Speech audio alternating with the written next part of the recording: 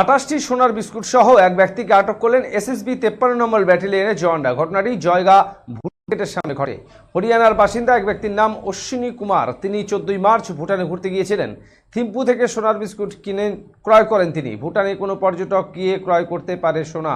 এই সোনার বিস্কুট পকেটে নিয়ে পেডেস্ট্রিয়ান টার্মিনাল ধরে বের হতে গিয়ে এসএসবি জওয়ানদের হাতে ধরা পড়ে যান তিনি। এসএসবি জওয়ানেরা উদ্ধারকৃত জিনিস ও ব্যক্তিকে তুলে দেন জয়গা কাস্টমসের কাছে। জয়গা কাস্টম সূত্রে জানা যায়, উদ্ধারকৃত 28টি সোনার বিস্কুটের মোট দাম 35.5 লক্ষ টাকা। এক একটি সোনার বিস্কুটে রয়েছে 20 গ্রাম সোনা।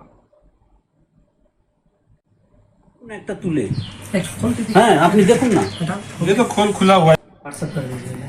ये मेरा छवि मत लेना।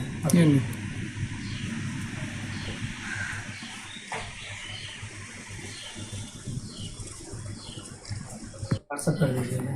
ये मेरा छवि मत लेना।